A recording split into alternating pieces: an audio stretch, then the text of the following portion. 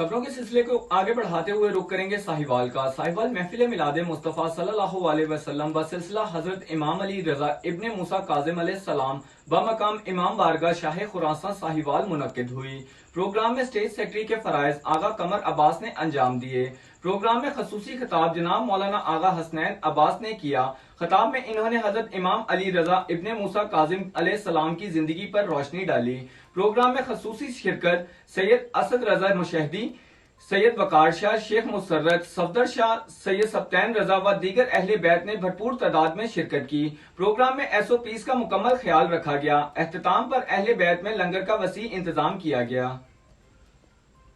کلامی بتا دیا نا کہ وہاں چلے جاؤ مولانا، وہاں چلے جانا، آگے آپ کی ڈیسٹینیشن آ جائے گی تو ممکن ہے ہم پھٹک جائیں۔ یہ ہوتا ہے علاؤ الطریق، زبانی کلامی بتا دینا۔ ایک ہے ایصال المطلوب، جو راستے سمجھائے ہم نے، اس لیے کہ راستہ اللہ کا ہے، اس راستے پہ چلنا ہے۔ تو زمانہ فیصلہ کرے کہ غدیر میں نبی نے کون سا طریقہ استعمال کیا تھا۔ نبی نے علاؤ الطریق نہیں بتلایا تھا کہ میرے بعد فلاں علی مولا تھا، اس لیے کہ اگر یہ کہہ دیتے تو سارے کہتے میرے بیٹے کا نام بھی علی ہے، میرے جد کا نام بھی علی ہے، میرا فلاں رشتہ دار بھی علی ہے، بلکہ علاؤ الطریق استعمال نہیں کیا، ایصال المطلوب استعمال کیا۔ من کنت مولا فہذا علی مولا۔ یہ ایصال المطلوب صرف غدیر میں استعمال نہیں ہوا، بلکہ ہر امام نے جو دوسرے امام کا تعارف کروایا ایصال المطلوب کے ذریعے کروایا۔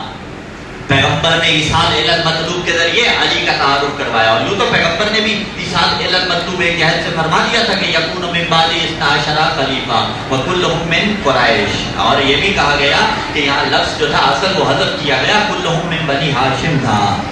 ٹھیک ہے کہ میرے بعد 12 خلفاء میرے جانشین ہوں گے، اور الحمدللہ یہ شرف ہمیں ہی حاصل ہے کہ ہمارے پاس 12 کی گنتی مکمل ہے۔ سلوات پڑھیے محمد و آل محمد۔